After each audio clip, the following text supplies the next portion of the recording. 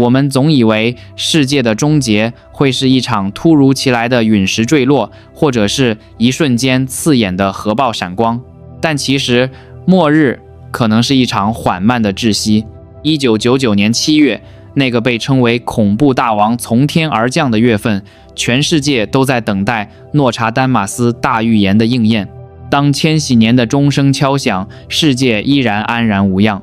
人们松了一口气，甚至开始嘲笑那个16世纪的法国星象学家，笑他不过是个危言耸听的疯子。这里是意识觉醒，记得按赞、订阅并打开小铃铛，这样您就不会错过我们的新影片。可是，当我们站在今天的这个时间点，回望过去的这几年，你还笑得出来吗？我们经历了一场席卷全球、让地球停摆的瘟疫。我们眼睁睁看着远方的城市在炮火中化为废墟，我们看着极端气候让原本丰饶的土地瞬间变成汪洋或是焦土。我们在新闻里每天都能听到核武器的威胁，听到大国之间的张牙舞爪。诺查丹马斯并没有看错，他只是在时间轴上和我们开了一个玩笑。1999年不是世界的终结，而是开关被按下的那一刻。从那一年开始，互联网全面普及，人类的意识被彻底连结。但也从那一年开始，资讯的撕裂、仇恨的蔓延，以光速在人类的心智中种下了毒药。真正摧毁世界的，从来不是天上的陨石，而是人间的仇恨。而今天，我想和你们聊聊诺查丹马斯那本厚厚的诸世纪中被隐藏的最深，直到今天才被真正解开的最后一块拼图。这块拼图不关乎星象，不关乎天灾，它关乎的是此刻正在屏幕前看着这部影片的你。我知道，现在的你可能刚下班，拖着疲惫的身体坐在沙发上；你可能正在捷运上，看着窗外飞驰而过的地下隧道；你也可能正坐在巷口的夜市摊前，吃着一碗温热的卤肉饭。作为台湾人，我们生存在一个非常奇妙的平行时空里。如果你翻开国际权威杂志，比如《经济学人》，他们会用血红色的字体将台湾标记为地球上最危险的地方。在外国人的眼中，这里是火药桶，是第3次世界大战最有可能的爆发点，是2颗核子大国碰撞的断层线。可是，当我们把视线从国际新闻拉回我们的日常呢？你听到的是不是早上美而美阿姨充满元气的帅哥，你的冰奶茶好啰？你听到的是不是傍晚时分那首穿梭在大小街巷的给爱丽丝垃圾车音乐？你看到的是不是就算在拥挤的捷运手扶梯上，大家依然默契地靠右站立？是不是就算天灾来临，地震摇晃，我们在短暂的惊呼后依然坚韧地收拾残局，隔天继续准时打卡上班？这世界上再也没有一个地方像台湾一样，我们背负着全世界最沉重的战争阴影，却活出了全世界最温柔、最充满人情味的日常。但是，朋友们，我知道你们很累，是不是在无数个深夜，当你滑着手机，看着对岸军演的新闻，看着战机越过中线的快讯，看着网络上那些键盘侠们用最恶毒的语言互相攻击时，你的内心会涌起一种深深的无力感。你会想，战争是不是真的要来了？如果那一天真的到来，我辛苦建立的家，我爱的家人该怎么办？为什么我们只是想好好过日子，却要被当成大国博弈的棋子？这种隐形的焦虑像是一张看不见的网，笼罩在台湾的上空。它没有声音，却压得人喘不过气。我们在这种焦虑中逐渐变得敏感，变得容易愤怒，变得对不同立场的人充满敌意。我们开始在网络上互相撕咬，在家庭聚会中因为政治立场拍桌互骂。而这正是诺查丹马斯最后一块拼图想要警告我们的可怕真相。我们以为第3次世界大战的开关在某些超级大国总统的办公桌上，我们以为那是一个红色的按钮，只要按下，世界就会毁灭。错了，完全错了。诺查丹马斯的密卷里透露了一个让人不寒而栗，却又足以拯救世界的秘密。他说，当恐惧吞噬了群体的灵魂，金属的巨兽就会在天空翱翔，但当内心的宁静化为水滴，地狱之火也将被熄灭。那场足以毁灭人类文明的大战，它的开关不在华盛顿，不在莫斯科，也不在北京。大战的开关就在每一个人的心里，就在你我每一次的愤怒里，就在你我每一次的恐惧里，就在你我每一次对同胞的仇恨里。战争根本不是从第一颗导弹落地那一刻开始的，战争是从我们内心深处放弃和平，选择对立的那一秒钟就已经打响了。你以为你只是在网络上留下了一句愤怒的仇恨言论，你以为你只是对不同颜色立场的亲友翻了一个白眼，但在整个宇宙的意识场里，你已经为那头名为战争的怪兽喂食了一口最纯粹的养分。你有没有发现，这几年来你变得特别容易疲惫？那种疲惫不是因为加了几天班，也不是因为做了多少体力活，而是一打开手机，划开社交软体，看完几则新闻下方密密麻麻的留言后，那种从心底蔓延上来的深深的抽空感。诺查丹马斯在400多年前曾经写下过一段常被后人忽略的诗篇，他写道：看不见的丝线将把全人类捆绑，一种没有症状的瘟疫将从发光的镜子中传播。人们不会咳嗽，不会流血，但他们的双眼将充满红色的迷雾，亲兄弟将互相撕咬。过去解密专家以为这看不见的丝线说的是电报，以为发光的镜子是电视，但直到今天，当我们每天低头盯着手中那块发光的玻璃屏幕时，我们才终于恍然大悟，那场没有症状的瘟疫叫做认知战，那红色的迷雾叫做仇恨。其实，如果第3次世界大战真的爆发，台湾绝对不是第一天被卷入的，因为在台湾，这场战争早在10多年前就已经悄悄开打了，只不过战场不在台湾海峡，不在沙滩上，也不在天空中，真正的战场在你的大脑里，在每一户台湾家庭的客厅里，在每一条 LINE 的家庭群组里。你想想看，我们这个小小的岛屿，这2300万人，原本是多么善良、多么包容的一群人啊！我们在遇到大地震时，不管平时支持谁，都会争相捐款、捐血，甚至有小吃店老板开着胖卡车，连夜赶到灾区，煮热食给救援人员吃。那是刻在我们骨子里的对彼此的爱和连接。可是现在的我们怎么了？每当选举一到，或者有什么重大的争议事件爆发，这个社会就像是被撕裂成2个甚至3个平行宇宙。在每天晚上8点的政论节目里，名嘴们用最耸动的字眼、最高的音量煽动着观众的情绪。在网络论坛里，匿名的网军和侧翼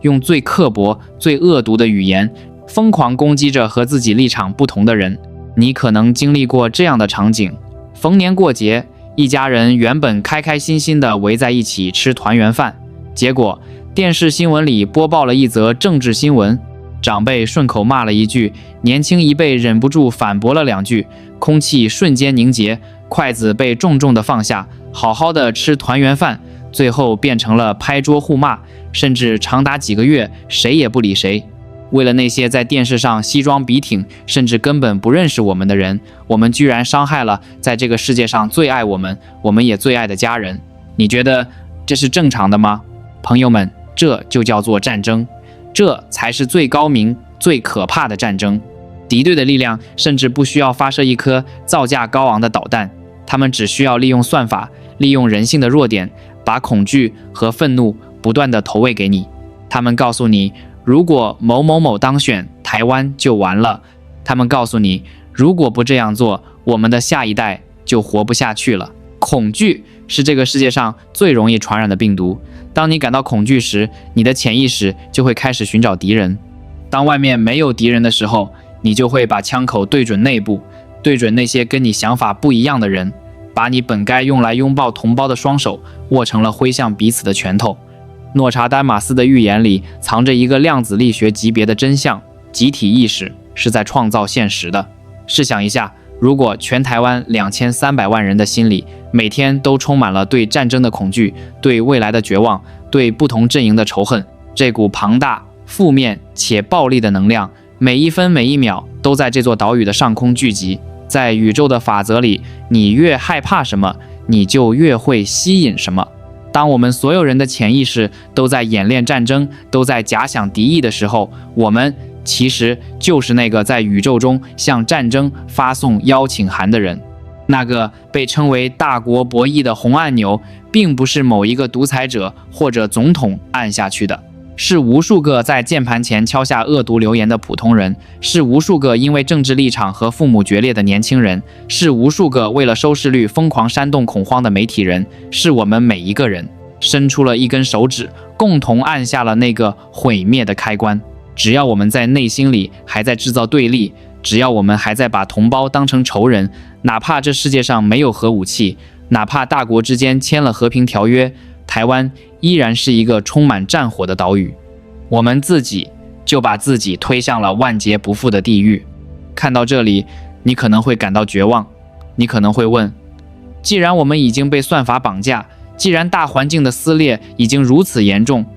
我们这些微小的平民老百姓又能改变什么？如果大国的战舰都已经开到了家门口，我一个人的内心和不和平又有什么关系？如果你这样想，那你就低估了人类灵魂的重量，你也低估了台湾人真正的使命。因为在这块预言的最后一块拼图里，诺查丹马斯不仅预言了毁灭的开关，他也留下了解药，而这剂解药只有在面临最绝望深渊的人才配拥有。你也许会问，面对飞机大炮，面对铺天盖地的网络水军，面对那些试图把我们当成炮灰的野心家，我只是一个每个月领着几万块薪水，连房贷都快缴不出来的普通人，我的内心和不和平到底能改变什么？在回答这个问题之前，我想告诉你一个在科学界和灵性领域被证实过无数次，却鲜少在主流媒体上被报道的真实效应——马哈里希效应。科学家曾经做过一个不可思议的实验，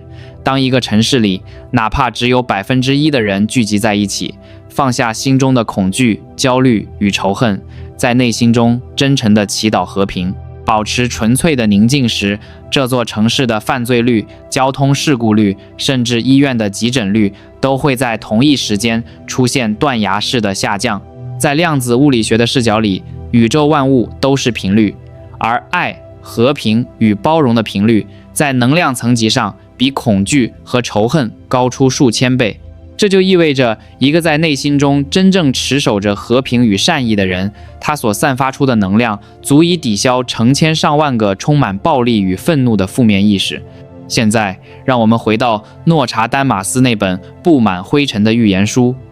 在关于末日大劫的诗篇中，藏着一句常常让翻译家感到困惑的话。他写道，当东方的小岛被血色的阴云笼罩，阻挡烈火的不是钢铁打造的盾牌，而是水滴里的光芒。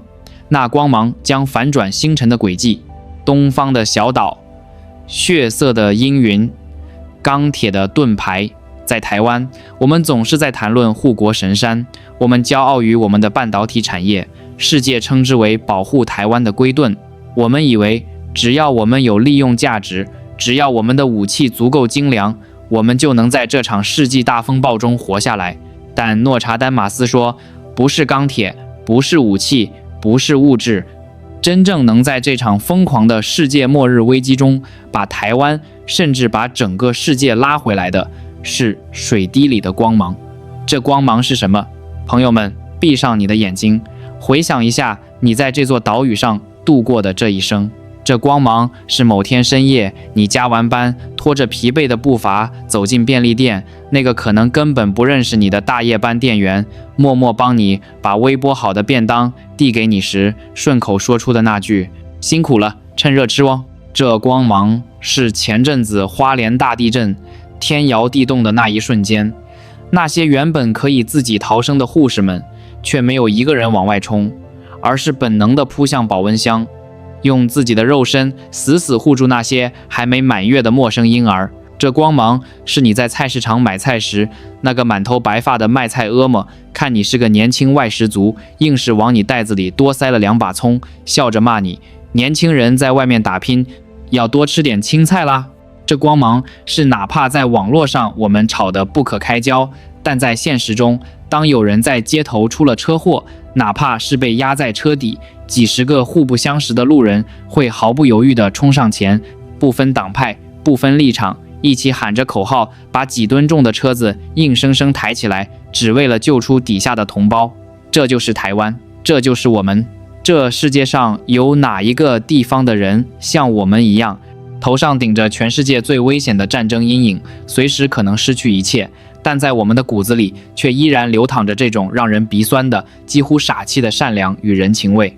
我们不是大国博弈的棋子，在更高的宇宙维度里，台湾是全人类灵魂的终极试炼场。为什么命运要把我们放在地缘政治的最前线？为什么要把我们放在这个随时会引爆第3次世界大战的火药桶上？因为上天知道，只有台湾人做得到。如果在一个绝对安全、没有威胁的国家谈和平，那只是一种天真的奢侈。但是如果在这座随时面对导弹威胁、被无数恐惧和认知战撕裂的岛屿上，有这么一群人，在面对最深的恐惧时，依然选择不被仇恨吞噬；在面对立场不同的同胞时，依然愿意放下成见，给彼此一个拥抱；在面对未知的明天时，依然坚持善良，把每一天的日常过得充满温情。这种在枪炮阴影下开出的和平之花，这种在绝望中依然选择去爱的力量，就是宇宙中最强大的马哈里西效应。这就是诺查丹马斯预言里的那块最后拼图。当台湾人集体觉醒的那一刻，当我们将内心的恐惧转化为对这片土地、对彼此深深的爱的那一刻，2300万人所散发出来的和平共振，不仅能彻底熄灭台海的战火，这股不可思议的奇迹频率将如同蝴蝶效应一般向外辐射，去撼动华盛顿，撼动莫斯科，撼动北京，去抚平这个千疮百孔的地球。你的一举一动，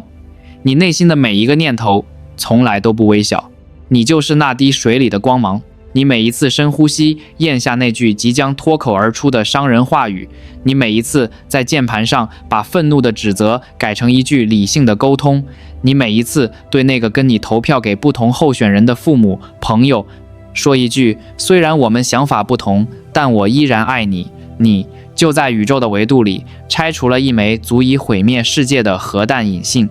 你就在为你自己、为你的孩子、为这座我们深爱的岛屿铸造一面任何武器都无法击穿的护国星盾。可是知道这一切之后，在这喧嚣的世界里，在这个充满焦虑的每一天里，我们到底该如何找回自己内心的平静？我们该如何在下一次被激怒、被恐惧笼罩时，按下那个名为拯救的开关？接下来我要告诉你，如何在你的日常生活中完成这场属于你自己的最伟大的护国战争。既然我们知道了台湾拥有足以改变世界的奇迹频率，既然我们明白了第3次世界大战真正的开关就在我们每一个人的心里，那么在这喧嚣的每一天里，我们到底该怎么做？其实答案非常简单，简单到你每天都在经历，只是你从未意识到它的神圣。在台湾，我们每年都有万安演习。当防空警报拉响的时候，无论你正在做什么，都要停下来。在街上的车子要靠边停熄火，走在路上的人要进入地下室避难。我们做这些是为了在战争真正来临时能够保住自己的性命。但是朋友们，从今天起，我们需要在自己的心里进行一场更高维度的、真正能阻止战争的内心和平演习。这场演习的警报声不是响彻云霄的防空警报，它的警报声是你滑手机看到一篇煽动仇恨的贴文时突然飙高的血压，是你听到电视政论节目里刻薄的谩骂时不由自主皱起的眉头，是你和家人因为选举投票要投给谁而吵得面红耳赤、心脏狂跳的那一瞬间。当这个情绪警报在你体内拉响的时候，我请求你做一次内心的万安演习。第一步，停下来，不要立刻在键盘上敲下那句反击的恶毒留言，不要脱口而出那句会让父母或孩子伤心半年的狠话，把手机盖上，把视线从电视荧幕上移开。你要知道，只要你愤怒了，只要你恐惧了，那些隐藏在算法背后的战争贩子，那些企图撕裂台湾的力量就已经赢了。你正在为他们的导弹注入你的心血。闭上眼睛，深呼吸，切断这份负面能量的连结。第二步，看见恐惧。当你稍微平静下来，去看看那个在网络上跟你对骂的人，去看看那个坐在饭桌对面跟你大声争执的家人，他们真的是十恶不赦的坏人吗？他们真的是想毁掉台湾的罪人吗？不是的。褪去那些蓝色、绿色、白色的政治外衣，撕下那些贴在彼此身上的标签，你会发现一个让人心碎的真相：那个跟你吵架的人，其实跟你一样，只是一个深爱着这片土地，却对未来充满极度恐惧的台湾人。因为害怕失去自由，因为害怕失去和平，因为太想保护这个家，所以大家选择了不同的方式，甚至用最笨拙、最刺猬般的方法在表达爱。他们的愤怒只是包裹在恐惧外面的一层伪装。当你看穿了这一切，你对他们就再也恨不起来了，你只会感到一种深深的悲悯与共鸣。第3步，按下一个叫爱的开关。